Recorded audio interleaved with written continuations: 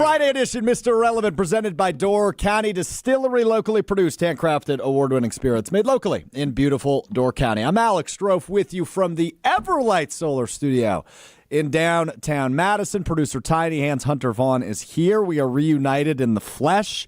I do have a bone to pick with him a bit later in the program, given some of his actions the last 24 hours, but we will get to that later. Hello, Tiny Hands. Good to see you, I think. I'm happy to see you. This is good to have the band back together. I'm excited. I don't know if Joshy DiMaggio is here. I don't know if he's joining us. I don't know what the story is there, so I don't know. Maybe Joshy will join us at some point. But lots to get into in the meantime. Sunday Night Football. I got to be honest with you, I'm nervous as heck.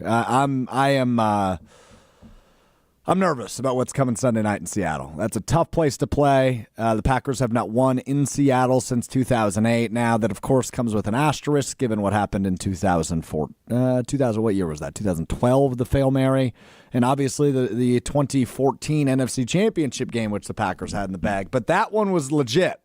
The one, the Hail Mary, not so much. But in the record books, it counts as a loss. The Packers have not won in Seattle since 2008. We'll dive into that. Devin Williams is out of Milwaukee. He's traded to the New York Yankees. We got to talk about that a little bit and hear from the panel's biggest Brewers fan, which is, of course, Hunter Vaughn. We'll do our underdog picks. We'll do our what we learned as we wrap up the week and get ready for Sunday Night Football. But we have to start with Thursday Night Football. We have to start with the clown who is Devondre Campbell, the former Packers linebacker, disgruntled. And look, this is the same dude who has provided me so much content the last several months. If you remember and think back to Devondre Campbell, think back to when he left Green Bay at the end of last season. Think back to March when he went on a Twitter tirade saying, hey, the reason I sucked wasn't my fault. The reason that I couldn't play up to the level I did when I won my All-Pro wasn't my fault. Nobody listened to me. Woe is me. Everything is everybody else's fault. That was Devondre Campbell in March during his Twitter tirade. Then in May, he tweets, once they do a little OTAs off-season program in San Francisco, Devondre Campbell tweets, I can't even lie. I'm having so much fun playing football again. The situation I was in was making me lose my love for the game, but I'm back having fun again, and I love that for myself. End quote from Devondre Campbell on Twitter in May. And boy, what can change in 7 months, less than 7 months, for Devondre Campbell, as yesterday Dre Greenlaw, the star linebacker for the 49ers, made his return. You think back to the Super Bowl, he ruptured his Achilles warming up on the sideline prior to last year's Super Bowl against the Kansas City Chiefs. He returns yesterday. Can't make it all the way through the game. So in the third quarter, coaches go up to Devondre Campbell. They say, hey, ready to go in? Ready to go sub in for Dre? Ready to go get your reps? Because you've been starting all season, Devondre Campbell, right? This is a professional sport. You're paid to play, whether that's as a starter, as a backup, as a special teamser, or as a healthy scratch. You are paid to play.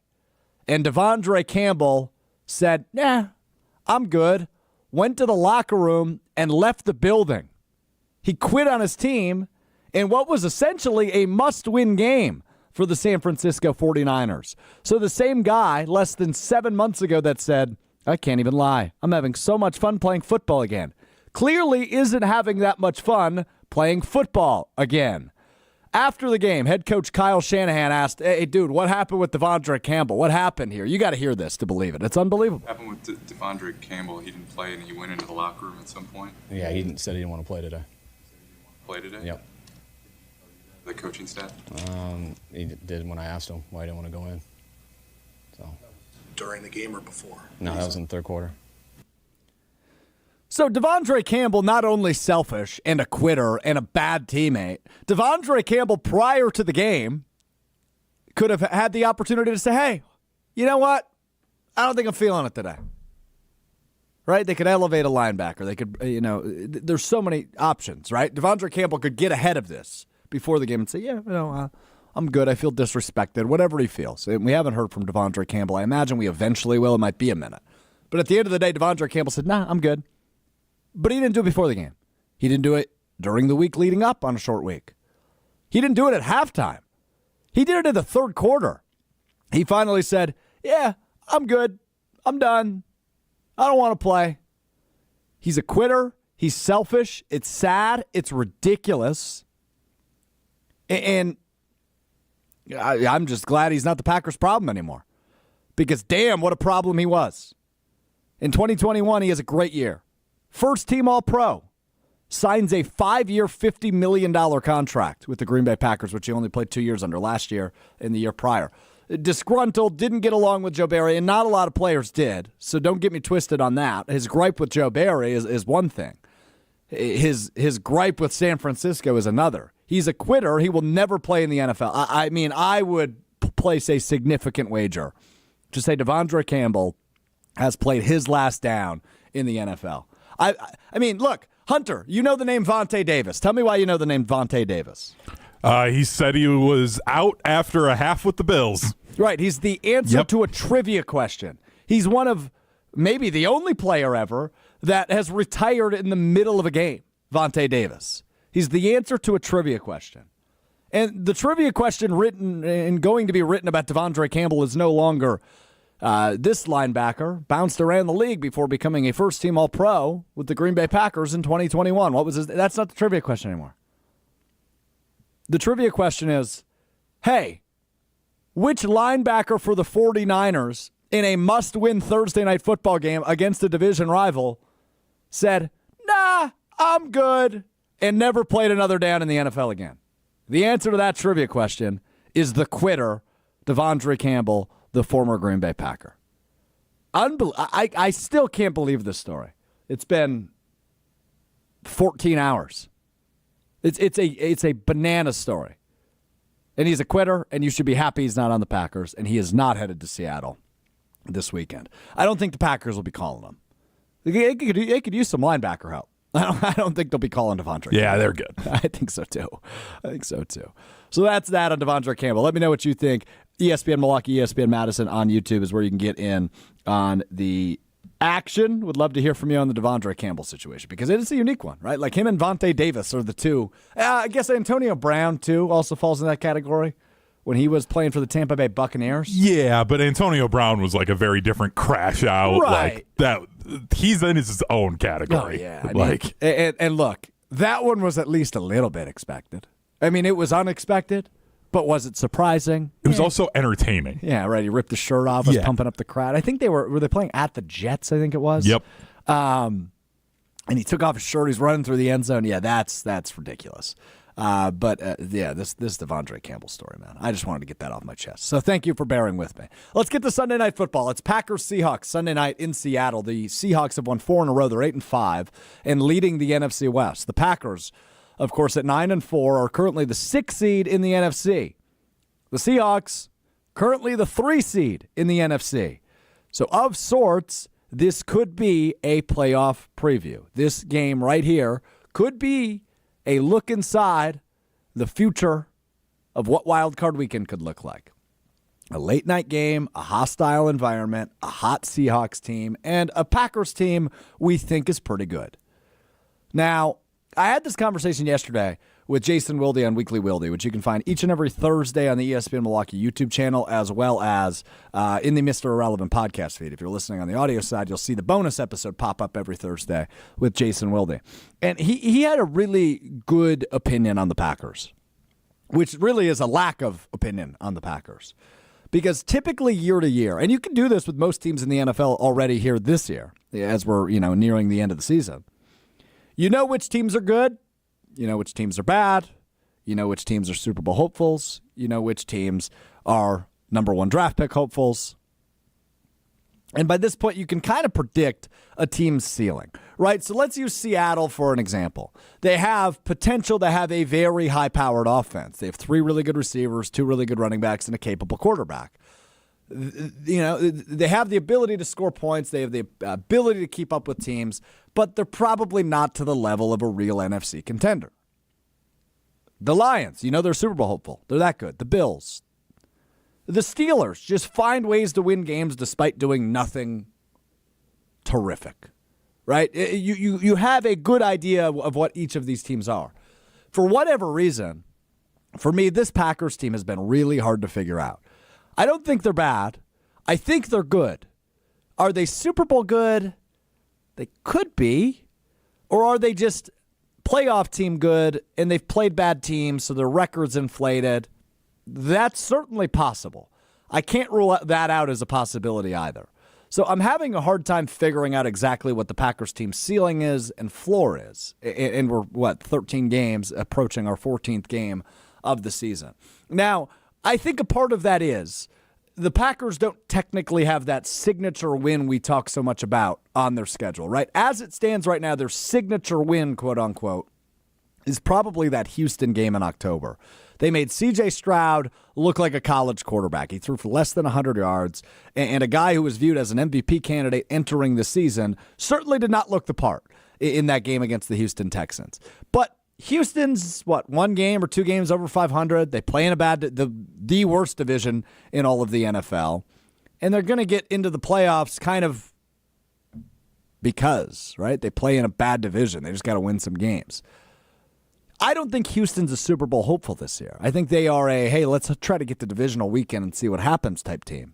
Because in the AFC, it seems to me like it's Chiefs-Bills and that's it, at least at this point. So a signature win over Houston doesn't feel as good as if I said, hey, the Packers beat the Detroit Lions last week. That's a signature win. It doesn't feel as good as if they beat the Minnesota Vikings or the Philadelphia Eagles in the opener, the teams that are that good.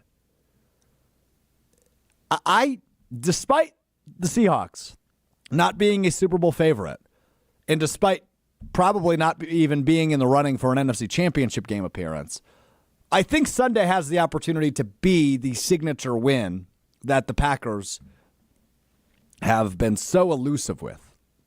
But it needs to look that way, right? I don't think a 27-24 shootout win is a signature win for the Packers. They need to completely slow down Geno Smith, turn him over, and slow down all the production of those three receivers. Jackson Smith and Jigba has evolved into a superstar in this league. DK Metcalf is still DK Metcalf. And Tyler Lockett's been a good receiver for a decade. So they have the ability to spray this all over the field. And the Packers have not been able to defend the middle of the field, something I know Joshy DiMaggio feels very passionately about. So this one makes me nervous. But it could serve as the signature win for the Packers. Let's go to the Gruber Law Office's One Call That's All studio. Let's go to Joshy DiMaggio. Joshy, could Sunday be the signature win the Packers are looking for?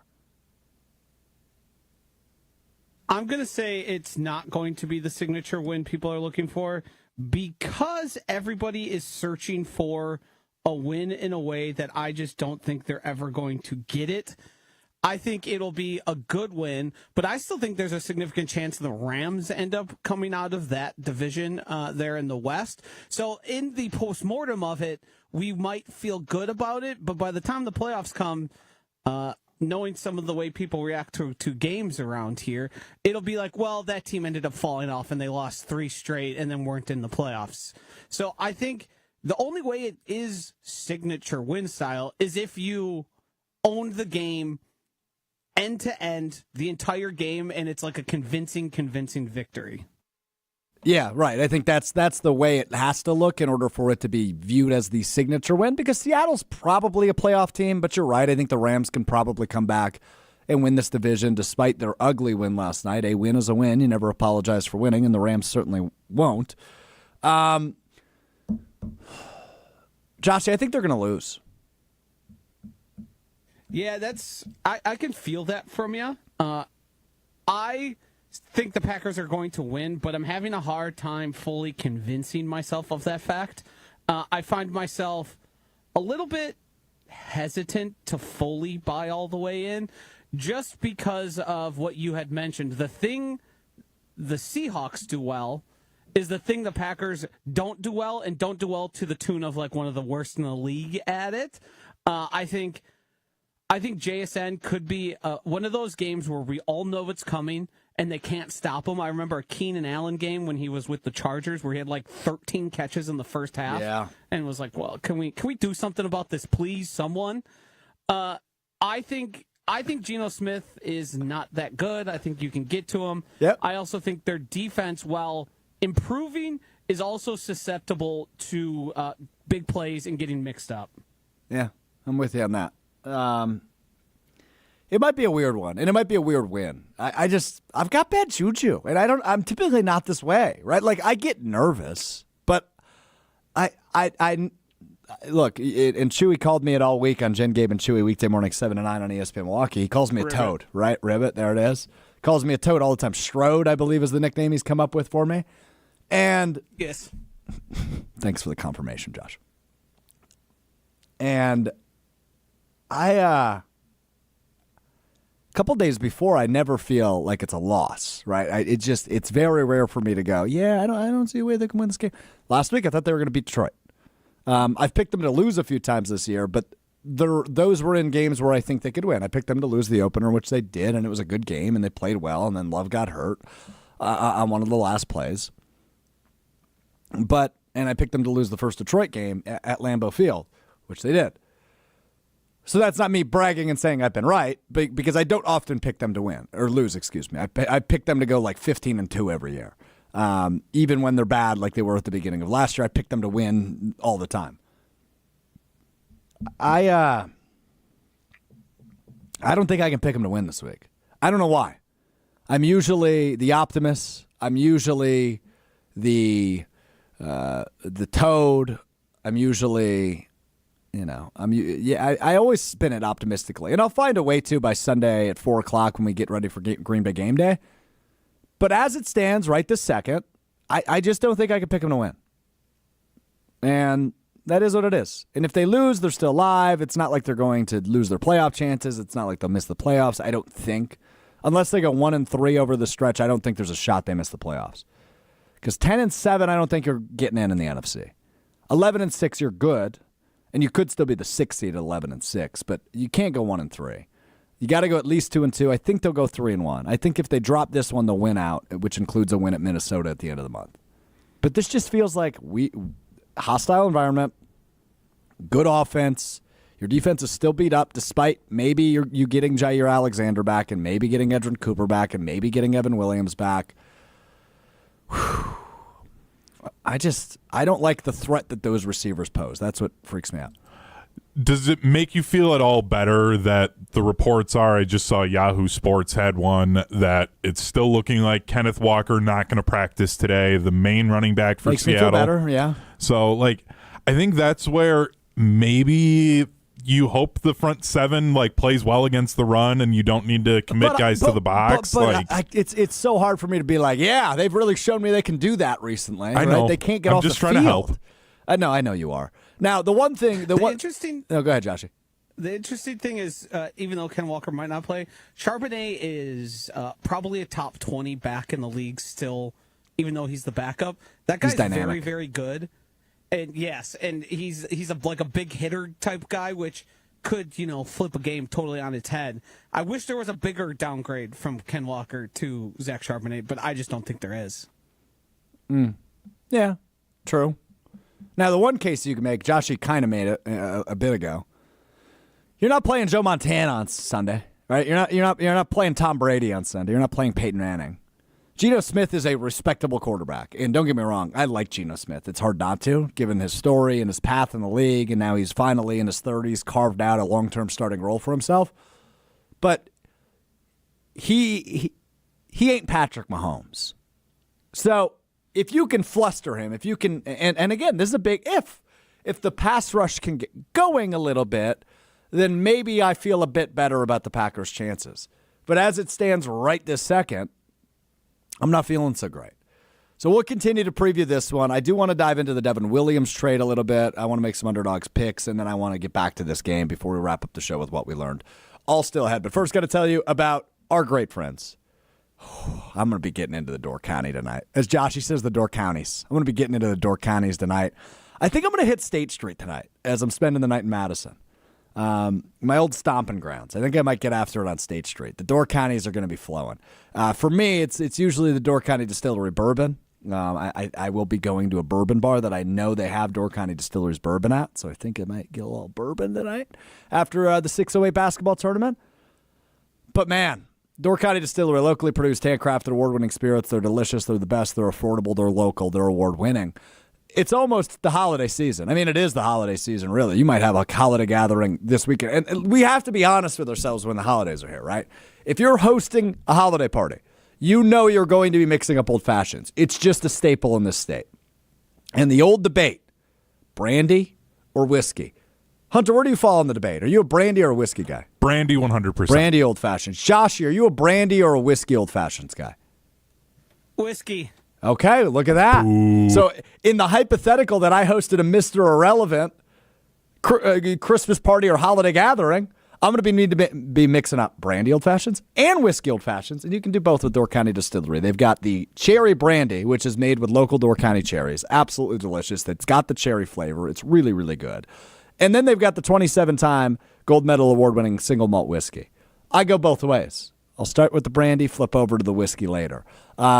You got to get it, pick it up. Woodman's, liquor stores all over the state, whether in Madison, Milwaukee, Stevens Point, Green Bay, anywhere in the state, Door County Distillery is available by you. You can check out their website, doorcountydistillery.com. Find the nearest retailer as well as a huge list of unique cocktail recipes. We will step aside for 60 seconds. When we return, Devin Williams is a Yankee. He is out of Milwaukee as the Brewers.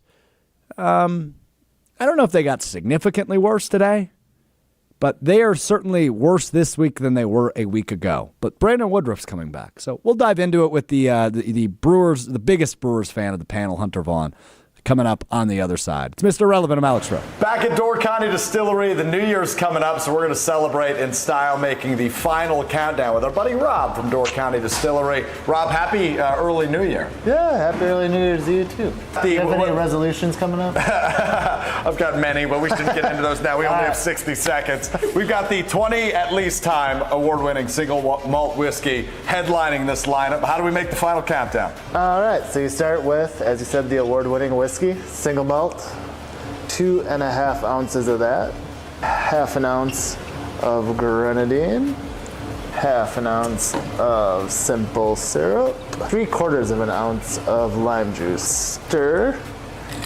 Stay on the outside of the glass, give her a little once over around. Happy New Year to you. Happy New Year to you, Happy Rob. New Year's. The Cheers. final countdown from Door County Distillery. Oh, yeah. Oh, yeah. Check out their website with a huge list of unique cocktail recipes at doorcountydistillery.com. That's doorcountydistillery.com. You know, when I watch or listen to those videos back, I just realize I'm such a simple man to please. Like, give me a cocktail, I'll start clapping for you. It's that simple sometimes. Am I a simple fella, Joshy? I feel like you think I'm simple. Yeah, you are quite simple. Hunter, I know you agree with him. Yeah, I was going to be nice and just not say anything and let you move on, but you asked, so yeah, you're simple. Yeah, that's fair. That's fair. Bill on the ESPN Milwaukee YouTube chat says, hey, Stroufy, has Wildy or Rob, or maybe you know, what is going on with your boy Emmanuel Wilson? He loves calling him my boy. Emmanuel Wilson. Every time he gets in, he runs for 9+ yards on average. How did Brooks jump him to the number 2 now? Well, Chris Brooks, who I really like, by the way, Bill, is like a 6th offensive lineman. He's amazing in pass protection. He's a really good blocker. He's had some strong runs. He had almost a walk-in touchdown in that first Detroit game at Lambeau Field, which he dropped. But I think he's shown some really nice flashes. So he's essentially taken over Emmanuel Wilson's role. Now, would I like to see a little bit more Wilson in the mix, especially in the ground game? Yes, I'm with you on that. Because, look, Josh Jacobs is a tank. He's a workhorse. He's a stud. But I think when it comes to actually being a runner of the football, I'll take Emmanuel Wilson over Chris Brooks. I think Chris Brooks allows you some more versatility in terms of your play call and you know what you're showing. But yeah, it's a good question. I do not know the answer. But I mean, it's just that Brooks has effectively jumped him on the depth chart, and they feel that they can do more with him, which I think is fair because he's such a good blocker. He's so good in pass protection. That's what I would tell you, Bill. Keep your eye on that on Sunday night when Chris Brooks is on the field. Watch what he's doing because it is like, whoa, that's something they miss. So I don't want to call him a fullback by any means, but it seems like he kind of plays that role a little bit for this Packers offense. So he is an interesting case to me, but it's a good question by you. David says on the ESPN Milwaukee YouTube chat, having Javon Bullard and Jair Alexander is going to be a huge thing to keep an eye on those receivers, Strouf. I'm with you, but it's Jair Alexander. I know he's practiced all week. I get it. I am not going to believe he's on the field until 90 minutes before the game, which I think is 5:50 p.m. on Sunday. When they announce the actives and inactives, then I will believe Jair Alexander is there to help. But he's unfortunately, and we've said this before, but he's unfortunately now the modern-day David Bakhtiari. He's a great player and plays at a high level when he's healthy, but you can't always rely on him to be there. And that's the part that concerns me with Jair Alexander. So, yes, if he is in the game, I'm with you. He is going to make a huge impact. Excuse me, my throat was a little dry there. So, yeah, we'll see. We'll see. We'll know at 5:50 on Sunday. But I agree with you if that is correct. Okay, let's get to this. Devin Williams, the Brewers' closing pitcher, has been traded to the New York Yankees, according to ESPN's Jeff Passan. Something we kind of knew was coming. It's not something we're shocked by, but he will now be a Yankee. Nestor Cortez, the left-handed starter, will bolster the Brewers' rotation. He is sent back to Milwaukee in this trade is Nestor Cortez. So Cortez is a Brewer, Devin Williams, a Yankee. Hunter, I said we're not surprised by this. I don't think we should be surprised by this. This was something we saw coming in terms of an off-season trade regarding Devin Williams. But it makes you go, uh-oh, who's going to fill that role? And I know Brewers fans are still upset about how the season ended, and it was with the ball in Devin Williams' glove. Is that a phrase? It is now. Yeah. It is now. In his hand. In his hand. Leaving his hand. But he's a good pitcher for the most part, and I view this as a downgrade regardless of how we can spin it, but curious on your thoughts. Yeah, it's so tough when the last time you saw him out there, he was kind of a big reason why the team lost because he just didn't have it that night against the Mets. And it's kind of another one of those moves, kind of like Josh Hader, where you're just like, okay, you're not going to keep him. Go send him off, get something for him. You get a starting pitcher, you get another infielder. They need some help on the corners. So I get it there. While you were kind of going over things, looking at Cortez's numbers from last year, like he went 9-10. He was solid. He had like a 3.7 ERA. So it's a good arm to add to the rotation, especially if we're not quite sure when DL Hall will be ready. Like I think they needed that other arm. So I'm fine with it. This is kind of what I expected to happen. I really thought they would maybe wait until just before the season, like just as pitchers and catchers were going to report. But like, I get it. Like, I'm not heartbroken over it. I was never like, oh, they need to figure out a way to keep Devin Williams because we just saw it in the postseason. And I mean, I tweeted about it a few times where I'm like, I don't get why Pat Murphy leaves him out there in moments because he was a type of pitcher where one or two at-bats, you know if he's got it or not. And after that, like, pull him if he doesn't have it. And they never did. And it lost them games, especially in the biggest moments. So I'm fine with probably McGill or Payamps, I would think, would be one of the two arms early on. Yeah, McGill. And then see who stands out. McGill is where my head went. Yeah. And look, I mean, with Devin Williams injured all year, the Brewers, this is the nice thing about how wacky their season was. It felt like they had like 86 different starting pitchers this year. And they had, I think it was double digits as well. And it wasn't actually 86. I think it was somewhere in the ballpark of like 23, 24 different starting pitchers this year. And I think they had 14 different guys that recorded a save. It was an absurd number. And I don't know if that's an MLB, maybe not an MLB record, but a recent record and a Brewers record for how many different guys recorded saves. They won 93 games this year. And their closing pitcher, and Devin Williams, was injured for a majority of it.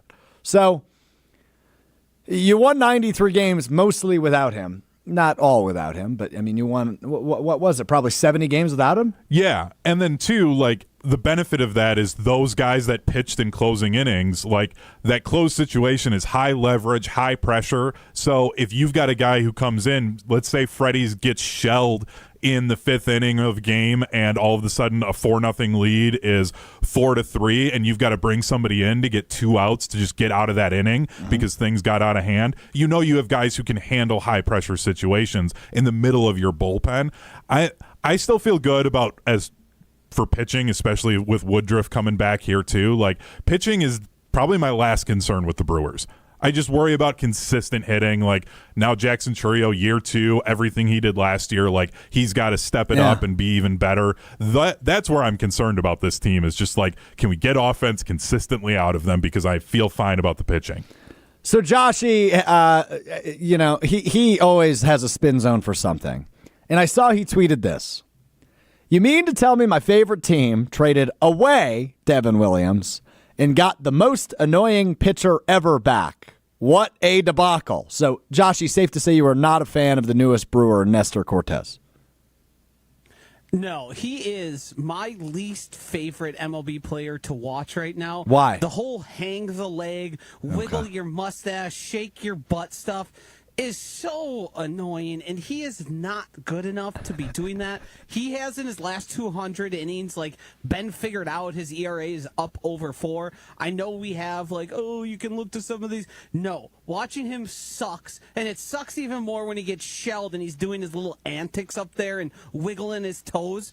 Just throw the damn ball, man. It is. I'm going to boycott every game he started. I will not be watching. I won't be going. I will be paying attention to when he is slated to be on the bump because I'm not going to be there. All right, so I almost want to poll this, but it's way too inside baseball. Amongst ourselves, what is more likely? Hunter successfully boycotts next year's Badgers football season by not attending any games, or Joshy successfully eludes a Nestor Cortez start at AmFam Field? Which is more likely? I'm going to go with myself because, I know what the schedule is. I know, I can easily just tell my wife, nah, I don't want to go. You can go, go ahead. So naturally, I'm going to be the tiebreaker because I'm imagining Josh is also going to pick himself. Yeah, of course. I'm always paying attention to who's pitching before I even go to games. So if I see and I can predict where Nestor's going to be, I'm going to be saying, no, thanks. Nah, I'm all right. But sometimes Pat Murphy likes to hide that until just before the game. You may have committed to a game, and it might be TBD, and then all of a sudden he gets rolled out, especially once DL Hall's back and they've got a full rotation. I understand what you're saying. Here's the thing. You don't know how stubborn I am. And if I see it, I'll just go, well, not going today. I didn't pay for these anyways, so I'm just not going to go. Here's the thing. I don't think either of you are successfully doing this. I think 100% by week 3, Hunter will be in Camp Randall.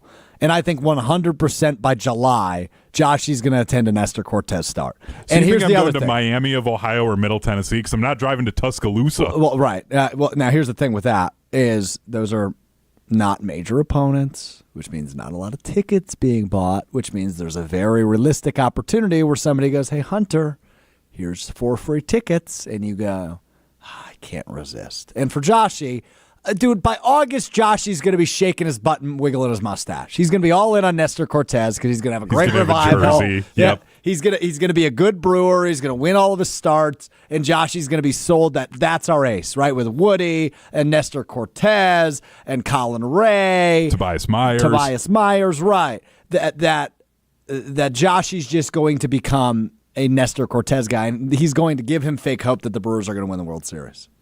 I think that's how this plays out. You guys have severely underestimated me because I don't like him now. I'm going to like him even less as he's a Milwaukee Brewer. And all it's going to take is one bad game, which he's known to have, and it's going to be forever in my never going to like this guy, even if he improves and is good through a stretch. So let's hypothetically say he goes 9-1 on the year. He gets a few no decisions, but that one loss, he got shelled against the Padres in July, and the Brewers still win the division. You're still going to hate this guy?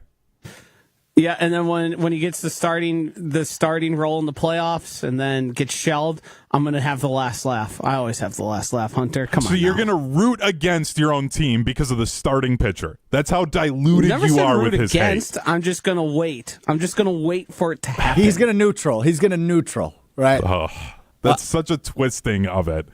You're rooting against them. If you're not rooting for positive, rooting for neutral is rooting against them. You're either with them or you're against them. Nah, rooting for neutral is rooting for nobody. It's like me with Marquette in Wisconsin. You're rooting for neutral. You can do it. And that's I will not be wearing split. I will not be wearing split jerseys to the NLCS game against the Dodgers. I promise you that. Mm-hmm. Okay. I might buy him a shirt now. I think we have to. I think we have to too. I ain't wearing it. You're such a punk. I'll turn it into some rags to use around the house. All right, dude. Whatever floats your boat. All right, let's dive into Underdog, UnderdogFantasy.com. Play their pick'em game. You just look at players' projections on their stats. You pick higher or lower on their projected stats. You can win up to 1,000 times your money on the Underdog app and UnderdogFantasy.com. Underdog app, free to download, free to sign up. You can get up to a 100% deposit match on the Underdog app and UnderdogFantasy.com by using promo code GoodKarma at sign up. That's all one word, GOODKARMA. Good Karma, all one word, at sign up. And you went up to 1,000 times your money. Turn $1 into $1,000 on the Underdog app and UnderdogFantasy.com. Taking a look at Sunday Night Football. It's Packers Seahawks in Seattle. I see one I like. Geno Smith, half an interception. I will take the higher on. I think the Packers defense, number 3 in the NFL on turnovers, keeps the momentum going. As we've talked about, I do think you can rattle Geno Smith. I do think you can get some pressure on Geno Smith and make him make mistakes. The Packers aren't playing Joe Montana. They're not playing Patrick Mahomes. They're playing Geno Smith, who I think is prone to make at least one mistake. I like Geno Smith at higher than half of an interception. I'm through a couple of, there's a couple of things I like on Jordan Love. One of them is higher than half of a rushing yard in the first quarter. It's 1.64 times.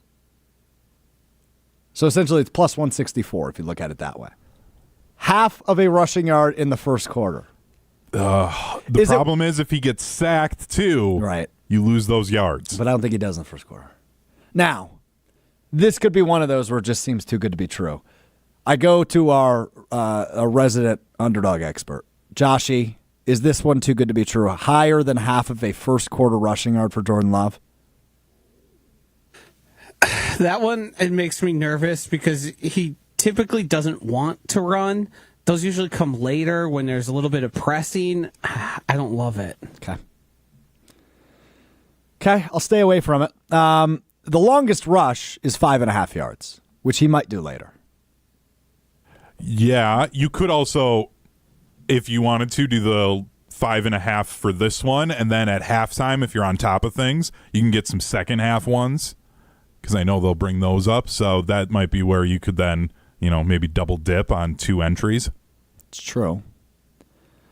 We could just go passing yards. I think he's going to throw more than 238.5, but I kind of like what the weather's going to be? Because if it's rainy. All right, true. I don't think it's supposed to be. I think it's supposed to be nice and kind of cool, but, that's fine.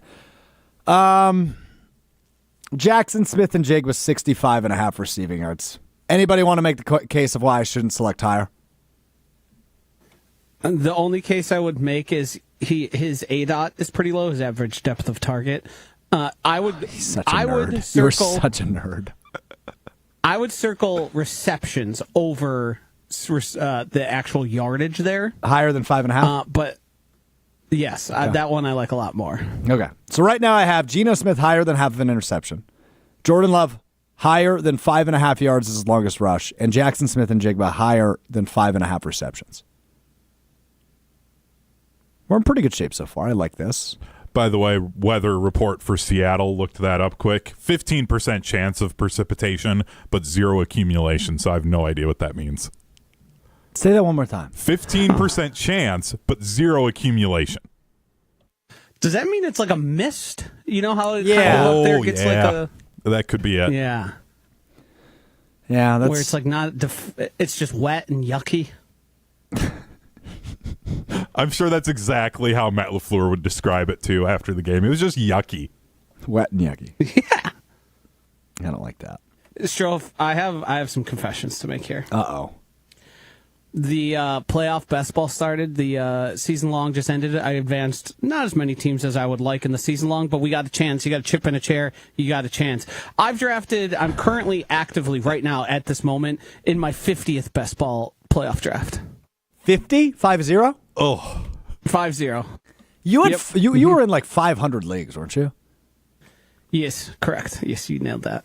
Who was more obsessed, me with College Football 25 or Josh with the best ball leagues? Oh, it's Josh. It's not close. And you were obsessed. Yeah, the problem is is I can do this anytime. You need to be in front of your console. All I need is my phone and an internet connection, and I'm drafting teams. Reinvested that money right back into the old machine here. You got to be out there fighting to have a chance. Got to be out there fighting. All right, I'm going to add one more to this entry. I like Christian Watson at higher than 45.5 receiving yards. So right now I have 4 picks. It's Christian Watson, 45.5 receiving yards, higher. JSN, higher than 5.5 receptions. Jordan Love, higher than 5.5 yards for a longest rush. And Geno Smith, higher than half of an interception. If you want to do a standard entry, that will pay you 8.9 times your money. So $10 wins you 89, 100 wins you 890. If we do the flex entry, which I am going to do, if you get all 4 correct, that gives you 5.34 times your entry. So, for example, $20 could win you up to 106. If you get 3 correct, you win an extra $10. You win 30. And that's what I'm going to do. I'm going to place a $20 entry on the Underdog app and UnderdogFantasy.com. Using promo code GoodKarma, those are my 4 picks. It's Geno Smith higher than half an interception. Jordan Love higher than 5.5 yards on his longest rush. JSN higher than 5.5 receptions. And Christian Watson higher than 45.5 receiving yards. The entry is in on Underdog. Get in the game with Underdog. It's your call. Okay, it's time now to wrap up the show. And I'm giving us a lot of time to do this because we need a lot of time to do this. We have to have a little bit of a therapy session. We have to be honest with one another on our feelings towards one another.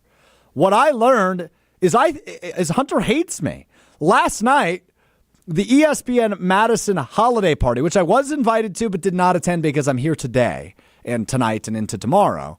I didn't want to do a 2-night hotel stay, so I'm just doing 1 night in a hotel, which is tonight. Last night, so the holiday party for ESPN Madison is hosted at Madison Axe, which is an axe throwing bar. Awesome. Been there before. I've been there a few times. It's an awesome spot. I had this video sent to me. Hunter, turn your mic off. I don't want to talk to you yet. I want to talk to Joshy before I talk to you. Hunter, roll the tape. This is the video I received. It's Hunter throwing axes at my face, bubbles of my face that then explode.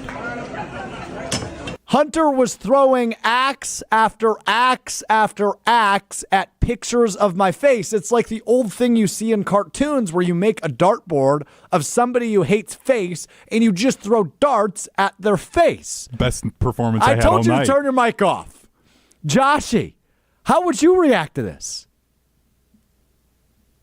I would ask Hunter why he wants me dead and is my biggest enemy. That's what how I'd approach it. Okay, great. That's how I'm going to approach it then. Hunter, why do you want me dead and why are you my biggest enemy? You're not my biggest enemy. I think that's Ben Brust at this point. Hold on. What? You forgot one portion of that. He doesn't want you dead, but why I didn't get why there are you yet. his biggest enemy? I was answering. I don't want you dead either. Okay, That's good. why it was pictures of you. It wasn't like it was mannequins or something like that. Yeah, I didn't know if there was voodoo dolls going on. I didn't know what was happening there. I wasn't there.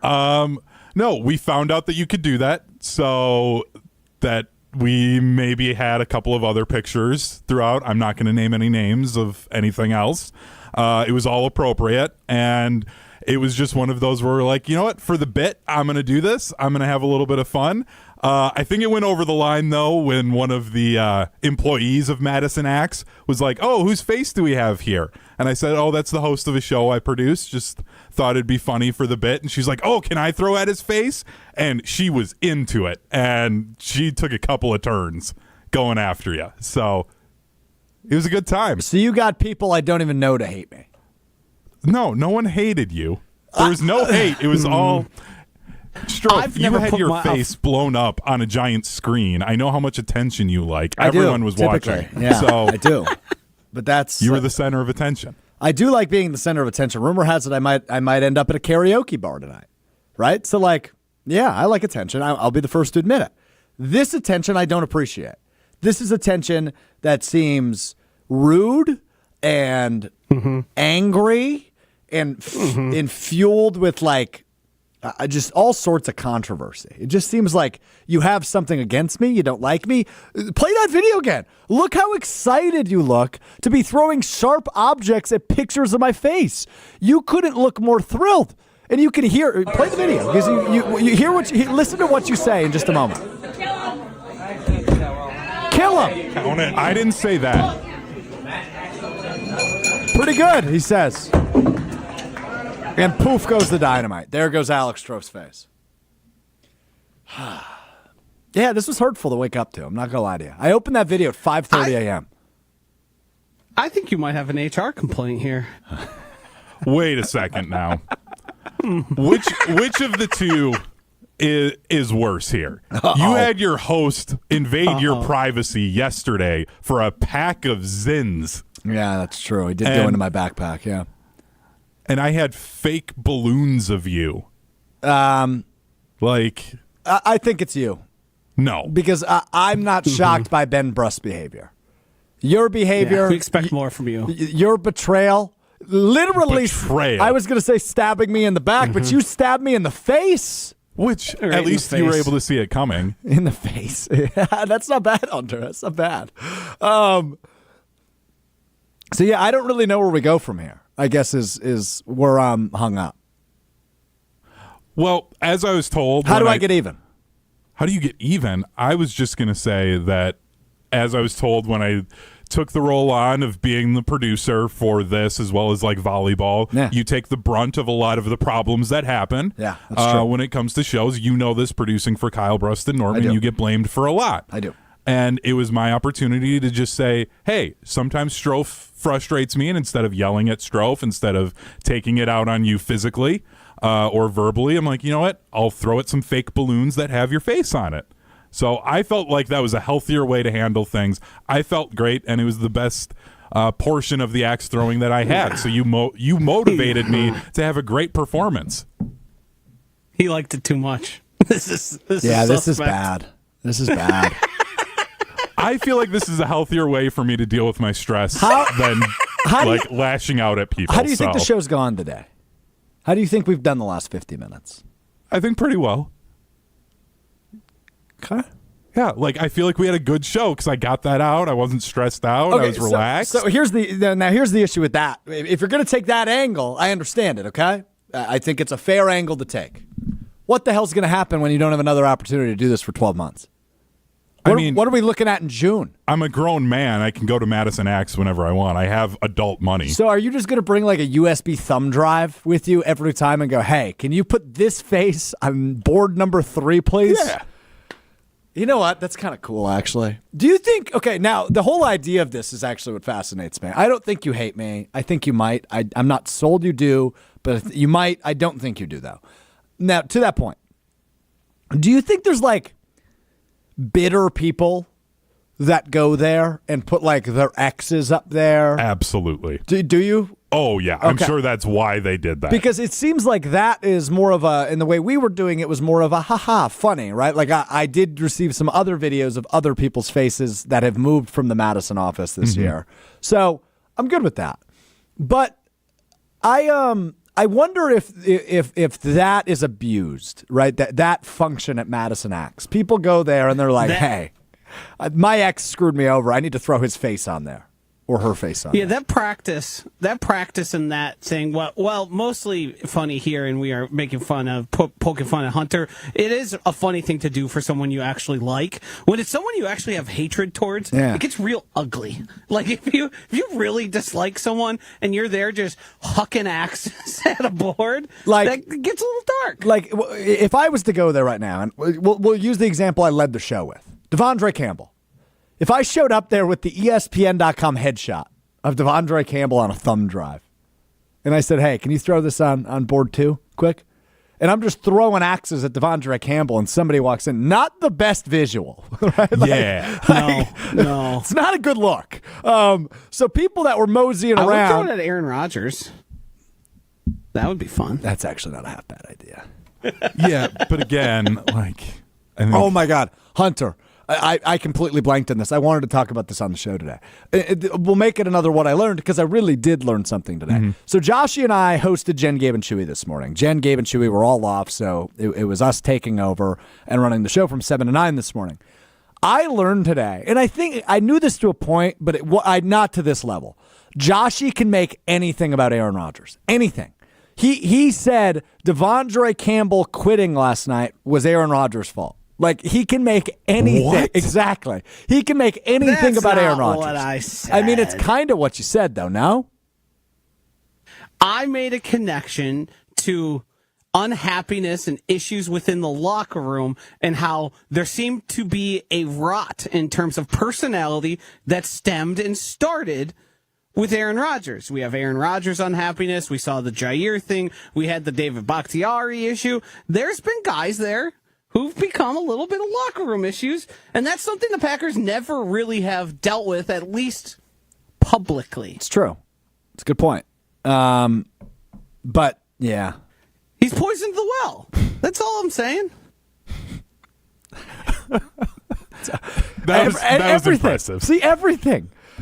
Hey, Joshy, Hunter throwing axes at my face. Do you think Aaron Rodgers had anything to do with how he wound up in that situation? Yeah, much like Aaron Rodgers, Hunter needs to find better outlets for his anger. Instead of lashing out to the people close to him that mean the most to him, he decided to look. He's decided to look inwards. He needs to look more inwards at himself and not lash out. This might be your best skill, Josh. Yeah, it's a skill. I'm so It's a impressed skill. by this. I mean, he could do it with everything. It's unbelievable how Aaron Rodgers' number one hater, Josh DiMaggio, can spin anything, and he can spin a web of lies or truths about how it's Aaron Rodgers' fault. All right. Does anybody else have a what we learned, or are we wrapping up the show? No. Okay, you don't have one, Joshy? I'm good. All right. Well, the Green Lake guy, signature bond. He's free. He's a free man until his court date, January 10th. Just like that. Yeah, So, this is exactly what I thought. yeah, I did too. What's he? What are they keeping him in? He was I guess arrested. he's a flight risk. Yeah, well, So I don't obviously. think he can do any of Literally? that. But yeah, literally. But he was arrested on, I think, obstructing an officer. Essentially, that's the one thing he's held on right now. Now, I imagine there will be extra charges added to this at some point. But right now, it's just that. So kind of wild. So, question about this for Yes. the two of you. Yeah. So he was originally from Watertown. Yes. And then went up to Green Lake. Goslings. Yes. Yes. Thank you. You're welcome. With his family being back there and he's out on bond, like, you're not going back to Watertown, right? You can't face your No, family. can't. But where are you going? Where are you going? Are you living in your? Does he have a car? Like, I don't know. I don't know. I would, if he's in Green Lake, Oshkosh isn't far away. Hotel. There's Ripon right over there. There's some small towns that you could I'd be there. If I couldn't go back to and I don't know Watertown. how this works, but if you're a hotel, aren't you saying no, sir, we're not taking your service, or can you not do that? I don't know. I don't know how any of this works. I don't know. Here's a question: if this was one of your friends that you had known for a long time, and he said, "Hey, man, I did try and flee for Eastern Europe and leave my family, but now I'm back and I had got nowhere to go," would you take him in and let him sleep on the couch? Yes, for the story, but I want cash in hand up front. Yeah, my answer is probably not. I'd need a hell of an explanation because this is bananas behavior. I mean, it's not a joke. I know we're fascinated by the story, but it is not a joking manner. I mean, this is bananas crazy. What explanation were you looking for? I think it's pretty straightforward. Dude, why the hell did you go that route? Why didn't you just say, hey, here's the papers, honey? Right? There are so many better ways to go about this. He was in love. People do weird things when they're in love. Okay, I'm not arguing with that. Yeah. But I don't know. It's actually amazing to me how when this story initially dropped, all three of us kind of talked before the show. We're like, I don't know if we should touch it. And now we talk about it every show. We've got an update every 48 hours. It's unbelievable. I got to say, I from day one have been like, I think we need to talk about this because it was so much of this is not done. And it has provided every step of the way. And we've got more to come. Oh, yeah. I'm sure that court case is going to be covered nationally. Quite publicly. Oh, absolutely. Absolutely. January 10th, he is due in court. So we will have more updates for you in the new year. That does it for us today. We are back with you Monday following Sunday Night Football on between the Seattle Seahawks and the Green Bay Packers. Hope I'm wrong on this one. Hope I'm wrong. I think the Packers lose on Sunday, and we'll have a lot to unpack on Monday if that is the case. Or could it be the signature win they've been longing for? Because if that's the case, and they win big on Sunday, we will still have a lot to unpack. A big thanks to Joshy, big thanks to Tiny Hands Hunter Vaughn. Good to be back in the same room, well, technically, as him here at the Everlight Solar Studio in downtown Madison. We're looking forward to Monday and Sunday night. First, we have Green Bay Game Day Sunday, by the way, if you want to get ready for the game with us, beginning at 4 o'clock on ESPN Wisconsin, 620 WTMJ. Streaming, we're on YouTube, ESPN Madison, ESPN Milwaukee. John Anderson, Brian Bulaga, Gabe Neitzel, myself, joined by Rob Domofsky, Jason Wilde as well will join us to break down all things ahead of Packers-Seahawks Sunday beginning at 4 o'clock, and then we are back with you 12:30 Central on Monday. We will talk to you then. Make it a great weekend. Make decent decisions. We will talk to you Monday. It's Mr. Relevant. I'm Alex Strouf. Peace.